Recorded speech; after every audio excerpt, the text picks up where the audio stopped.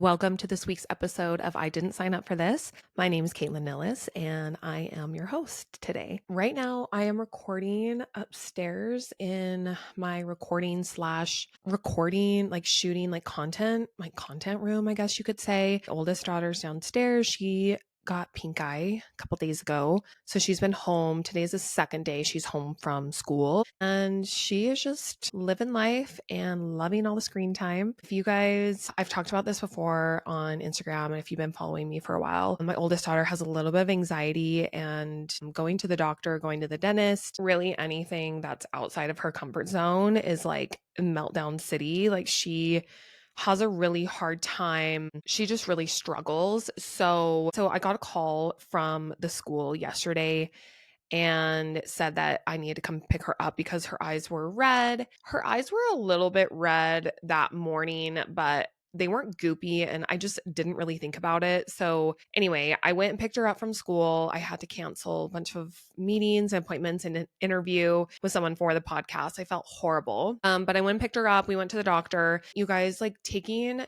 children to the doctor, if you have an anxious child, it is so freaking hard. It's very mentally exhausting, and we just really struggled. So I had to give her all the bribes, even to just get her into the doctor's office. I reassured her a million times over that, like, you're not getting shots, nothing is going to happen. Like, but she didn't even want eye drops in her eyes. And so it was just really tough, but she did pretty good. We went to Five Below. I got her McDonald's, like, all was good. We get home. The doctor prescribed eye drops, and she seemed okay with it when the doctor said, we're going to give you some antibiotic eye drops.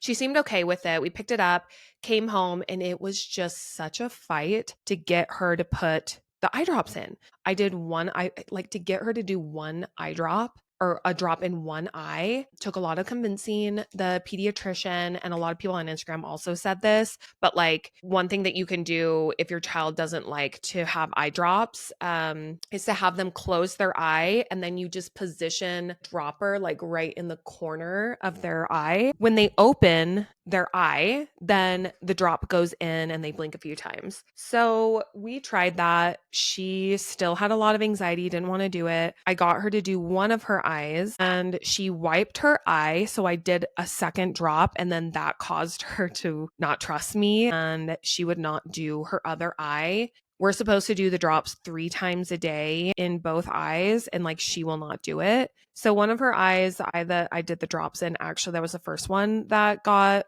why am I even talking about this? Like, I don't think anyone cares. Whatever. Yeah, basically, like she's just home, and I'm hoping that by tomorrow she can go back to school and that her eye clears up because we can't do the drops. And the doctor did say that it will likely get better on its own, especially because it's not goopy. She's not waking up with like crusties in her eyes or anything like that. So hopefully she's better by tomorrow because as a working mom, even though I work for myself and I kind of can make my own schedule, I have certain days that are allocated for certain things. Like I have to have deliverables done by a certain time. We have contracts, like I run a business, I have a podcast, I have a podcast schedule. So like I have things to do and I do have deadlines even though I do work for myself. So if I don't get something done on a certain day that is allocated for that, I have to make it up at some point throughout the week or whenever by that deadline, which puts a lot of stress and pressure on me.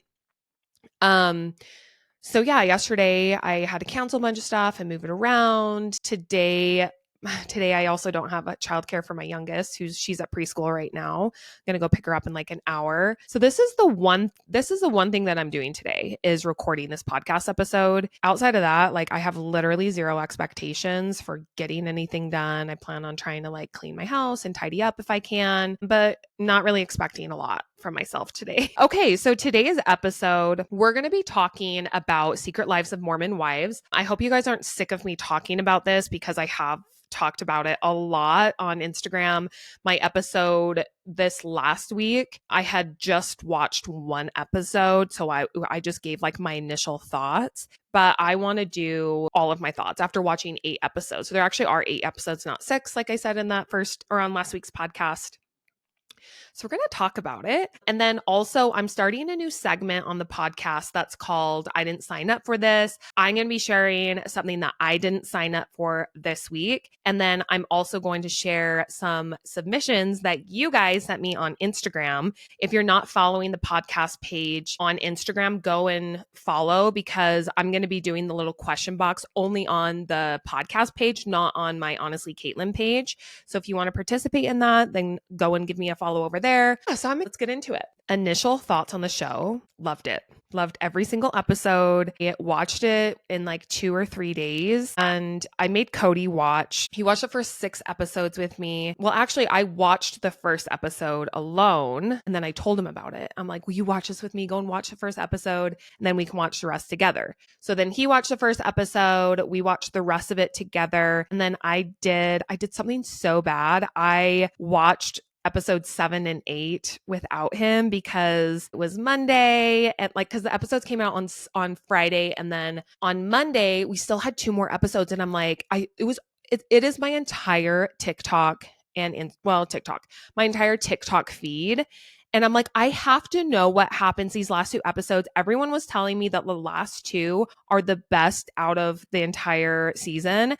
And I just felt left out. I was having major FOMO. So I did something that's totally unspeakable, is I watched those 2 last episodes without him while he was at work. I like basically took a day off when my daughter was at preschool. I'm like, okay, I have all these to-dos that I need to do for work, but you know what I'm going to do instead? I'm going to watch Secret Lives of Mormon Wives. So that's what I ended up doing. And he was so mad, which I don't blame him. I would be mad too. But I was like, I'll watch them again with you. Like, I just needed to know for my job. Like, it's part of my job, like as a creator, when I'm talking about these things, and like, I need to know. I couldn't just wait. And like, the way our week was, it's not like we could have watched it that Monday night, because he had something, and then like Tuesday we had, like, the rest of the week we basically had something. And I was like, we won't even be able to watch it until this weekend, and like, I can't go whole week without knowing what happens in those 2 episodes. So he still hasn't watched the last 2 episodes. Random squirrel thought, but The Real Housewives of Salt Lake City starts today, the new season, and I told him he's going to watch that with me. But this one is Real Housewives. It is released 1 episode a week. So I'm like, I won't even have the opportunity to like move forward. So we're going to do that. So first, thoughts on the show. If you're from Utah, or you grew up in Utah, or you've been in Utah for any extended period of time, or you have family that lives in Utah, you will know that the culture is like 100% accurate.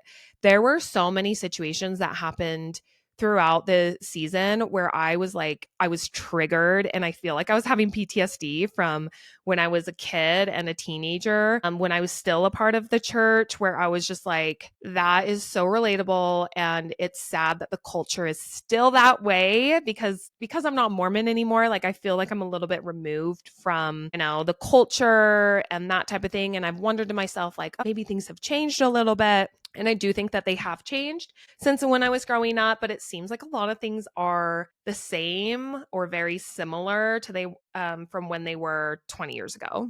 Okay, so the other thing that I wanted to say about this is that, like, a lot of people will say that the Utah Mormon culture is a lot different from the Mormon culture anywhere outside of Utah. I hear that over and over and over again.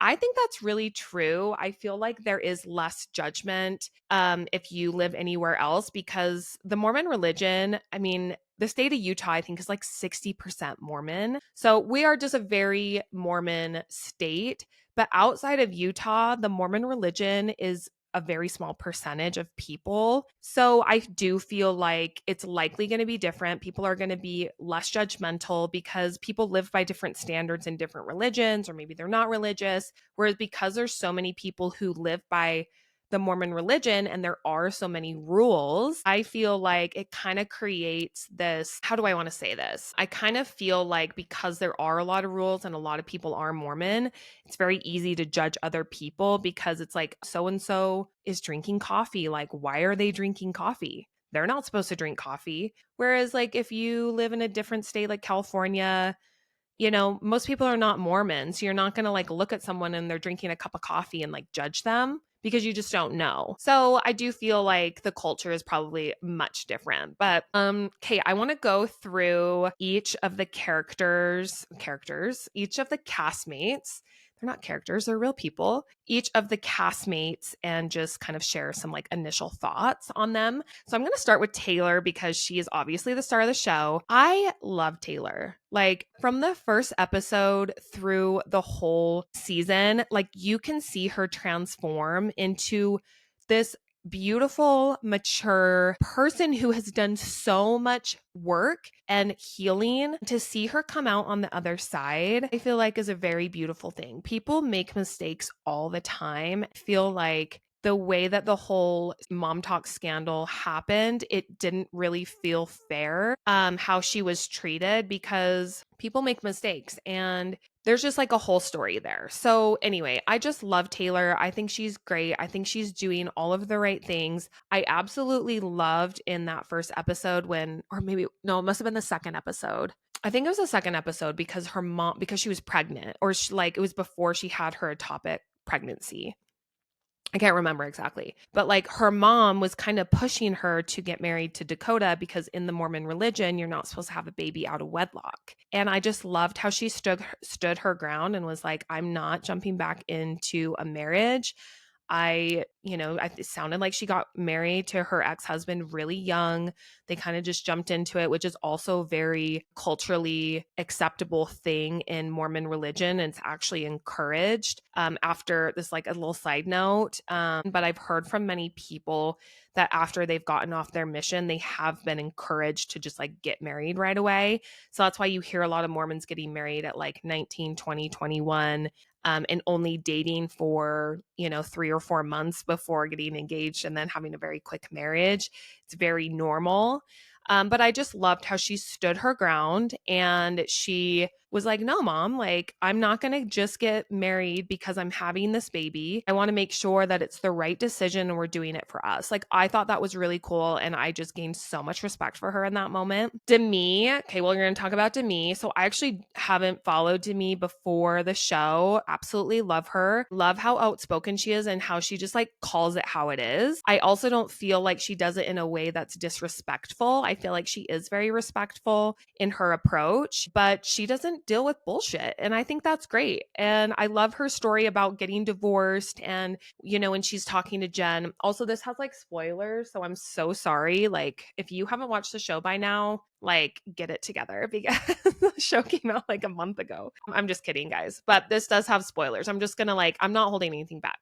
But when they're talking to Jen about, I think they're talking to Jen about like getting divorced. Not that Jen's getting divorced, but they're just like, you don't have to be afraid of divorce. Like divorce doesn't mean your life is over. And and so Demi and then Jesse, also Love, just shared their experience as like divorced women and how it was the best thing for them and for their family. And I thought that was really mature of them. And I just love that part of their story because with divorce does come a lot of shame and people, I feel like within the church, my parents got divorced when I was 10 and it was really hard on us like within our religion because people were gossiping and people were very judgmental and my mom, her life changed a lot. Like, man, I'm trauma dumping. I am trauma dumping. I won't get into it, but like you just kind of lose status in the church when you get divorced, or at least that's how it used to be. I can't really speak to how it is now, but a lot of things can change when you get divorced. And so I just really appreciated when they shared their experience and how it was actually a positive thing. And I could really like relate to that. Okay. Jessie, I kind of already talked about her. She's amazing. She's just like so outspoken. The one thing I didn't like, and she's come out on podcasts since the show released, but I didn't like how they were pre-gaming at Zach's parents' house after his graduation party. I felt like that was very disrespectful. As an ex-Mormon myself and someone who drinks alcohol, I would never bring alcohol to my parents' house and drink it like even in hiding. I just feel like that's very disrespectful. Like if you're in someone else's home and you know that they don't allow alcohol or something goes against their religion or beliefs, or even if was like someone like had an alcoholic dad. And so they don't have alcohol in their house. Like for someone to bring alcohol into someone's home when they don't allow it, and it goes against everything they believe in, I feel like that is very disrespectful and just shouldn't happen. I feel like that's very juvenile, like something someone in high school would do. But Jessie did say that she apologized to Jen after the fact and like all is good. I really appreciated that she just like owned up to what, like the situation was like, hey, I shouldn't have done this. This is why. And apparently, like, the reason why she did it is because they were going out dancing afterwards and like drinks were really expensive at the club. And like, I can appreciate that. But also, like, you're in someone's home that doesn't drink. They don't believe in drinking. Like they're very Mormon. You can't do that, girl. Like if Zach's parents found out, Jen would be blamed because it's Jen's friend. And like, that's just not a good situation. Michaela. So Michaela, I didn't see, I really like her story about her skin and I want to see more of that in season 2. I also am like, wait, you had a baby when you're 16 and I think her husband was 20 or 21, which is like, I think that's statutory rape. Like, I don't know. Like man, that's not okay. And like, I don't know their whole story. So I just want to know more about their story. But what I think about Michaela, like she seems amazing and like great and like has a mission behind what she's sharing on social media, which I think is amazing. But the first initial thoughts that I have about her and the age gap and how young she was when she got pregnant and then married is like, that's pretty typical in Utah. Not that 16-year-olds are getting married, but it's very typical to get married at 18 or 19 years old. Like you're a baby. And also, like, if you know the history of the church, like there's some questionable things that have happened in the past with like polygamy and women getting married or girls getting married really young and just like quickly procreating. And like, given the times were a lot different back then than they are now, but it's just sad to see that type of thing still happening. And again, I don't know her story. I want to know more about her story, but that whole thing just seems like, I don't know, that just like doesn't sit well with me. Layla, I loved her. I want to see more from her in season 2 as well. But I loved her divorce party. I loved how she looked at it as like a celebration and like a second chapter in her life. I want to talk about something with Layla, like one of the first episodes, she talks about how she had never orgasmed in her whole marriage and she had 2 children. And this is like another one of those things that I just feel like is very Utah. And again, I can only speak to my own personal experience, like growing up the way that I did and the culture that I did. So maybe this is normal in other religions or whatever, but like this is just like my point of view based on that. But there is so much shame that is surrounded by sex. Like when you go through puberty, like obviously the church, like you're not supposed to have sex outside of wedlock. Oh, that just reminded me of something else. Okay, I'm gonna have to like put a pin in that. Obviously, you're not supposed to have sex outside of marriage. I feel like it's like once you get married, then you're just expected to be like this, in their words, like this porn star and like serve your man's every desire. Sex usually for women in the very beginning is like, it's not just like a cut and dry thing like it is for men. Like there's a lot more that goes into like pleasuring a woman. I hope my dad's not listening to this episode. But yeah, so like with the first time that you have sex, like you get married as a Mormon and then it's like the wedding night, like you don't know what you're doing. Like neither of you know what you're doing because you're both probably virgins, or if not, like you are really young and so you don't really know your way around a woman's body.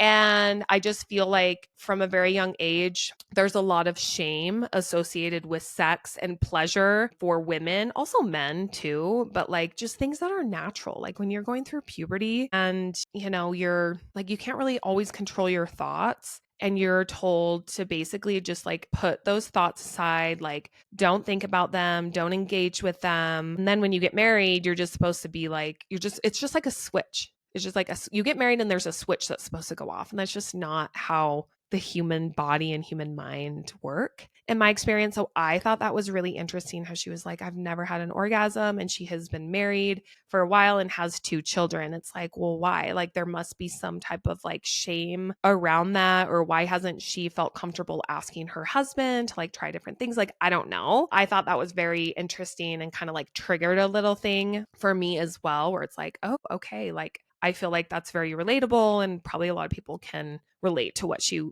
her experience, you know? Okay, let's talk about Whitney now. So I know a lot of people have strong opinions about Whitney. I actually think she's okay. There were definitely times in the episode where felt like I feel like she's just kind of jealous of Taylor. I don't think she's like this villain that everyone makes her out to be. Like every show has to have a villain, and like obviously it's Whitney in this show. But I don't feel like it was as bad as people kind of make it out to seem. Like yeah, maybe she did some things that made her kind of like a shitty friend. Maybe she is jealous of Taylor, wants to be the leader of the group, but I don't feel like it's necessarily fair the way that social media has just been like completely ripping her to shreds. Not a fan of the TikTok video that she did with her baby in the NICU, but like, guys, when you're looking at someone's content online, like you're seeing just a small little snippet of their life, and maybe it was in poor taste, but it sounded like they had just gotten some really good news about their child, and her content is doing TikTok dances. Like, I don't know. I'm not saying it was right, but I'm just saying like there's context to everything. And so I'm just going to give her the benefit of the doubt. I do want to talk about a little bit about her husband and how he was cheating on her or having like these relationships with people online through their whole relationship or their whole marriage. I really hope that if Whitney is on the next season, which I've heard rumors that she does not want to be on season 2, but I'm kind of curious because I've heard some things on social media, and who knows if it's true, that it wasn't actually Tinder, that it was Grindr. And this just makes me, if that is true, it just makes me so sad because, oh my God, I don't want to cry.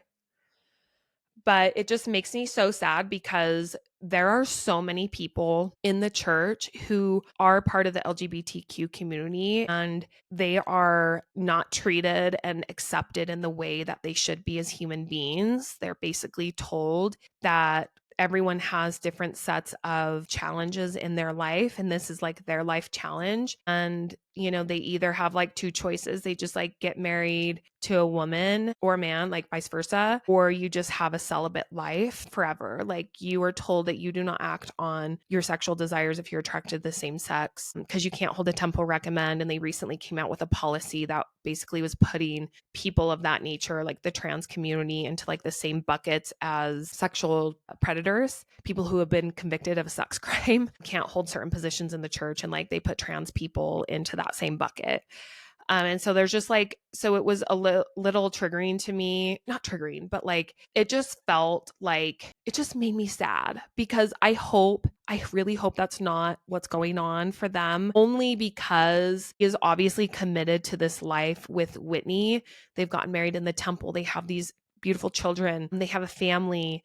And when you are told by religion to live a certain way, even though that's not authentic to you, I feel like at some point it's going to catch up to you. You're not just ruining your life, but you're also ruining the lives of people who are around you, like your spouse, your children. Like, how traumatic for like children or a spouse to have to go through that, because eventually it's going to catch up to them. Like, you can't just lie your entire life and say that you are in this heterosexual relationship when you don't want to be, or you're not attracted to that. You can't lie to yourself. And I think that that's one thing that was really sad for me watching on the show. I think that we should, as a people, have a lot of compassion towards individuals who are stuck in like that type of position, because if you don't understand the culture of the church, like I know people who have literally been disowned from their family, kicked out as teenagers from their family home because they came out as gay. I'm not saying that's everyone's experience. Obviously, like there's a lot of people who welcome their children being gay, but I would say you're not treated as an equal, and with that comes a lot of shame. And so that really just made me really sad. So I don't know. That's their story to tell.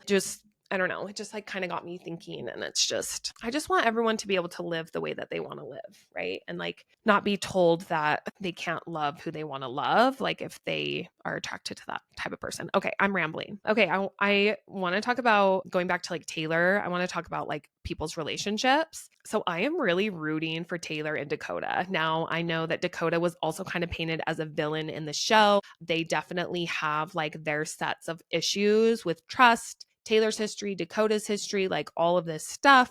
but I'm actually really rooting for them. And I just think that sometimes as a society, it's so easy to like nitpick everyone's relationship and things that are going on and things that look like they're red flags. But honestly, at the end of the day, like it's her life to live and she gets to choose what's right for her. And I'm rooting for them. And if it ends up that it doesn't work out for them, like I'm still rooting for both of them and whatever makes them happy. As someone who is in a relationship with her ex-husband right now, I'm speaking about myself. I know how complicated relationships are. And just because someone does something that makes you not trust them, doesn't mean that trust can't be rebuilt. I thought I would never be the one to say that, but I'm here to say like that can happen if you put in the work. So I'm rooting for them. Okay, I want to talk about the soda shop. So I've gotten so many questions about the soda shops. Guys, the soda shops are very much a thing in Utah and I love it. I love me Diet Coke with coconut cream. They call it a dirty diet, I think a dirty Diet Coke. I don't know, but it is so good. I have a Quench It just right up the street from me. It is my vice. I don't go there every day, but like I love Diet Coke, just like a crisp Diet Coke. They're 44 ounces, but like most of that is ice. So they're getting a lot of shit for like, oh, you don't drink coffee, but you're drinking like 44 ounces of soda. It's not a 44-ounce soda. Like more than half of it is ice. Okay, so whatever. Anyway, but I'm all about it. I'll give a little bit of like a backstory here. So like people have asked me, why are soda shops so popular in Utah? Like this isn't really a thing anywhere else. So Mormons can't drink coffee or tea. So there was like a doctrine forever ago. Like I don't know exactly like where it originated, but basically it said something about how you can't drink hot drinks. Probably back when this was written, there was no such thing as soda. It was like, okay, coffee and tea are like hot drinks. Since then, there's been really no clarification that I'm aware of saying like it's not, you can't drink caffeine. I'm sure that's probably why it was written that way, is that you can't have caffeine, because coffee and tea were probably the only drinks at the time that had caffeine. But now we have all these other options. We have soda, we have energy drinks. And so there's been no clarification. And so people just love soda. Like soda's delicious.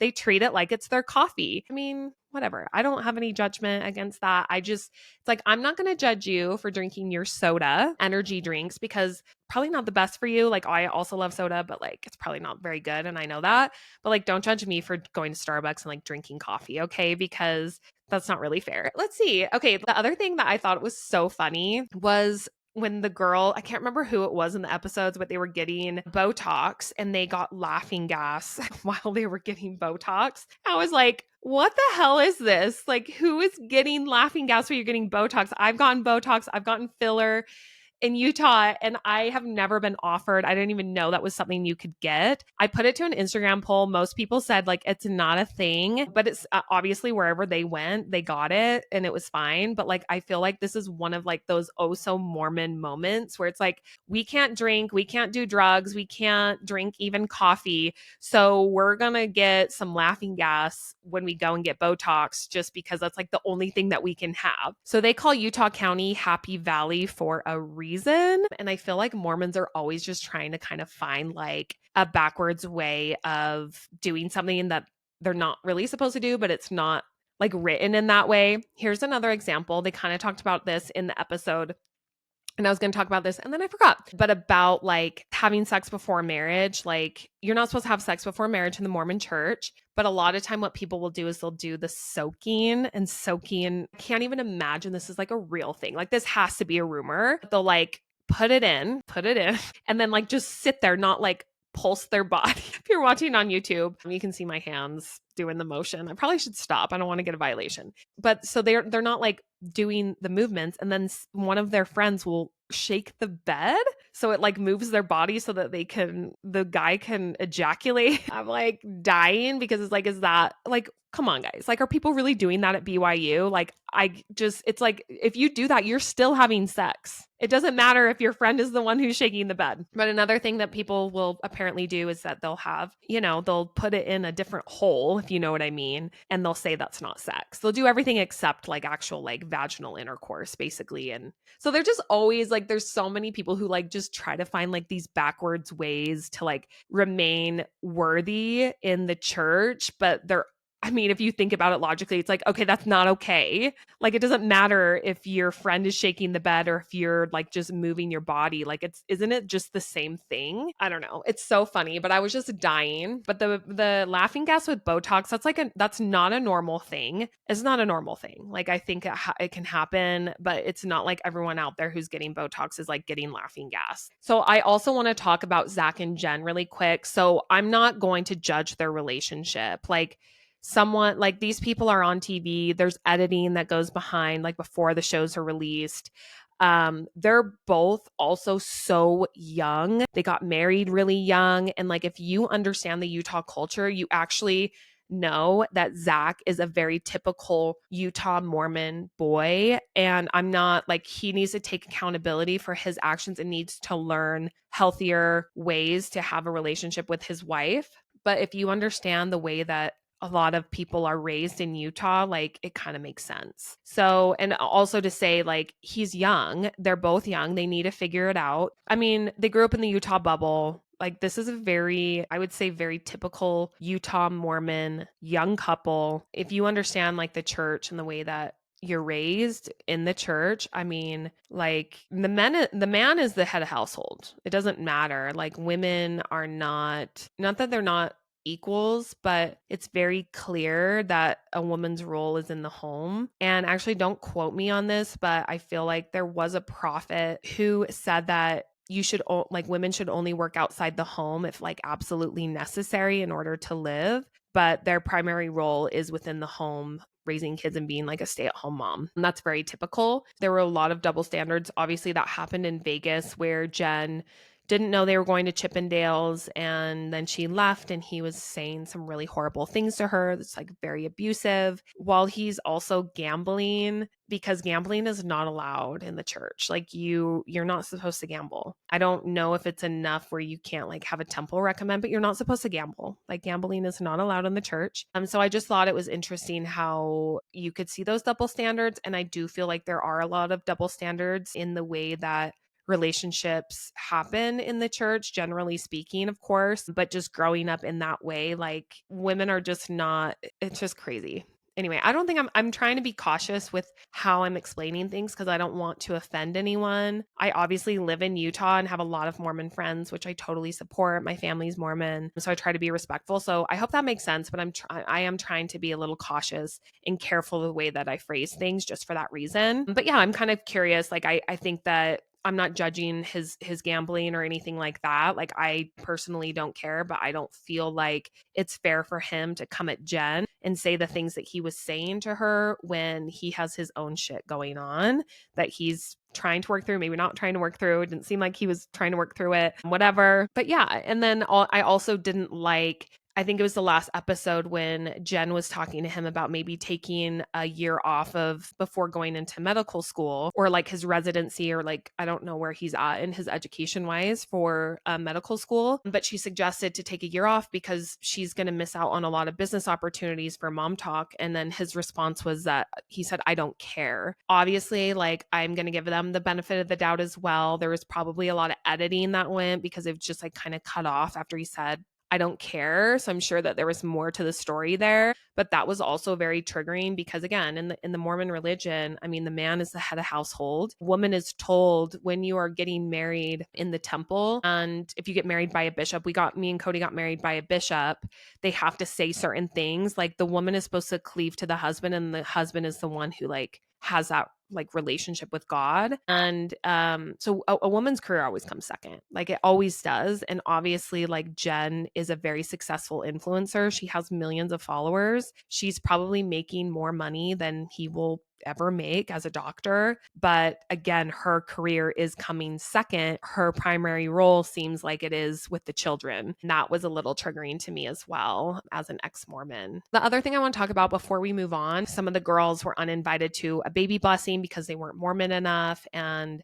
that was very triggering for me as well as an ex-Mormon. Just kind of like brought me back to my childhood when I felt excluded from certain activities, or my family went through really traumatic event with my parents' divorce, and like things just changed. And then like, you know, I have a brother who's gay, and that was really hard. So like there was a lot of things that happened in my childhood, and I felt like a lot of times like I was excluded from certain things, or like if I wore a tank top, I felt like people were judging me, or I went through a really defiant phase and, you know, dyed my hair black, and I was a little rebellious, and I just never felt fully accepted by the church for who I was as a person. And I really felt that when those girls were uninvited because they weren't Mormon enough. Like that was really like, it kind of hurt me to see that happen, because like I know how that feels and it freaking sucks. I will say that I don't feel like it's like that anymore. Like as an adult, obviously, like I still live in Utah. Like most people are Mormon in my neighborhood. I don't feel excluded from those things now. So I do feel like that culture has changed in some ways, but it's still there. So interesting. Okay, guys, we're going to go ahead and move on, because I have talked about Mormon wives for far too long. This will probably also be the last episode I talk about it, because I know I'm probably just beating a dead horse by talking about it so much. Okay, but I want to get into your submissions for what you didn't sign up for this week. So I'm just going to read these and then I'm going to respond. Okay, the first one is frequent overstimulation. I feel this one so hard. I never felt overstimulated from what I remember before I had kids. And it is definitely one of those things that I didn't sign up for. No one talked about. I feel like people are starting to talk about it now, but it is a very real thing. Like when you have the TV on and a kid is screaming and your dog is barking and you're trying to cook dinner and all of the things are going through your mind at once, like I'm going to snap.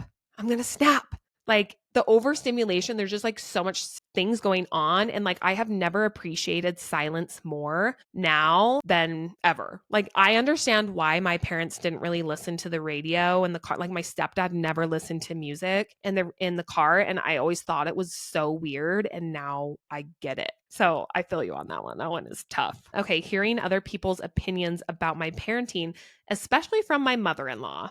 Okay, so my mother-in-law, it's actually Cody's aunt, and she is amazing. I got really lucky with her where she is truly the best. I feel like I can just call her and ask her for anything. I don't feel like she's judgmental. So I feel like I really scored, but I have heard some horror stories about mother-in-laws. So I'm so sorry about that. As far as like hearing other people's opinions about parenting, I 100% feel that. It's so frustrating and annoying when, especially if you're just like venting about something with motherhood, or you're like, this thing is really hard, or I'm struggling. And then people just like will judge you, start throwing out like, do this, do that. This is what I did. And everything was perfect. And, or just like minimizing it and having like that toxic positivity where it's like, just be happy, just be grateful that you have a child. A lot of people don't have children and wish they could. Like stuff like that. It's like, that's not helpful. Like, just let me live. Like also like everyone parents a little differently, and that's okay. So I feel you. And I'm sorry that's coming from your mother-in-law, and hopefully your partner can set some boundaries. I do feel like it's the responsibility of the child of whoever. So like your partner, it would be your partner's responsibility to set those boundaries with his parents or her parents, whatever. It's not your responsibility, but you can also set boundaries, but it's mainly theirs. Okay. This one is so there was a couple that were like kind of in the same realm, but being the sole keeper of all the information it takes to keep our family moving. We've tried shared calendars and delegation, but it's been a process. I find myself feeling sensitive to other people outside of my family asking questions about school events, activities. I'm not Google. Okay, I feel this. The mental load is one of those things that like I definitely did not sign up for before becoming a parent.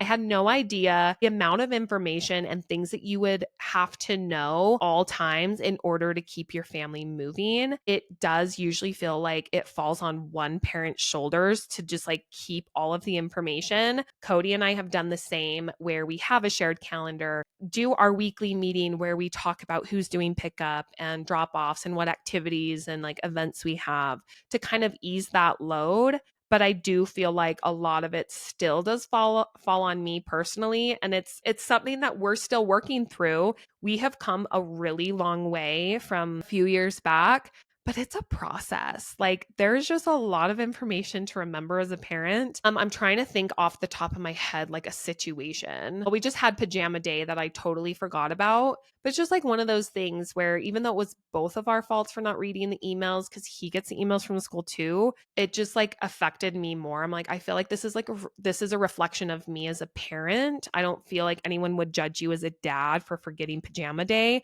but I do feel like I would get judged as a mom for forgetting pajama day, like, oh, what a bad mom. Also, another thing is we forgot my daughters. We didn't forget, actually. We lost my younger daughter's glasses and it was frantically looking for them right before I was supposed to take her to preschool today. Couldn't find them. I feel bad because I called Cody and I was like totally raging on him, which isn't fair to him. But I was like, you didn't put that. He put them to bed last night. And I'm like, you didn't put them where they normally go, where the glasses normally go at night. And so I got mad at him for that. But just like, that's just another example of just like a small thing that like I have in my brain, like this is where the glasses go so that we don't lose them the night before. And then when that doesn't happen, it's like, now it's on me because I'm the one who takes her to preschool because I have the more flexible job. And it's just like a thing. I get it. Moving on. Being too burned out for bedtime. I feel that bedtime is the hardest time of day. It's kind of a tie actually between bedtime and like getting the kids out the door for school. Like both are super stressful. But I feel like at the end of the night when it is bedtime, like you're just tired. I don't know about you guys, but I am an early bird. I don't like staying up late and I just get so freaking tired by 8 o'clock. I feel like I'm dead. And so when my kids are battling bedtime or they're acting crazy or acting silly, like my patience is like this, like tiny, like razor thin, like I'm about to snap, like get the freaking bed, go to sleep. So I get that, especially if you're like trying to do sleep training. Or there was a time my youngest daughter just started sleeping in her own bed and like 6 months ago, I would have to lay in her bed, her floor almost every single night in order for her to sleep in her own bed. And it was so exhausting. Okay. Okay. I'll share a couple more and then we will wrap up. Okay. Being overstimulated. So this is also stimulation by my 11-month-old, having blowouts every single morning when he wakes up and I have to shower him as I'm trying to get myself, him, and my 3-year-old out the house on time for daycare and work. Yeah. Yep. I do not miss the days of diapers. Thank God my kids are not in diapers anymore. We're struggling a little bit with night bedwetting, but I do not miss diapers. I do not miss blowouts. I do not miss those baby poos that are like, you guys know what type of poop I'm talking about, the breastfeeding poop or formula poop. It was like, I am so glad that I'm over that. And you know what? One thing I would say, I obviously don't know this person and like their situation. Everyone's situation's different, but like, I hope you have help from a partner in the morning. If you don't, then like, bless you. Just know you're in survival mode and just do the best that you can and know that it's going to pass and you're a great mom. And yeah, but the overstimulation and getting out the door with kids and trying to be on time is so stressful. And for me, I feel like no matter how much I prepare the night before, literally always a shit show. My kids are 4 and 6. She's almost 7, and it's still such a struggle. Okay, well, that is all I'm going to share for this week because I have to go pick up my 4-year-old from preschool. She gets out in a minute. So I am going to go head over there and pick her up. But please rate and review the podcast. It really helps me a lot. If you're enjoying the podcast, please subscribe or follow. Go and follow me and subscribe over on YouTube as well. I think I'm getting about 40 views per YouTube video over there. So go and give me a follow. You can also watch me while I'm talking. Apparently people like doing that. So that's fun. But yeah, we will talk next week. Bye.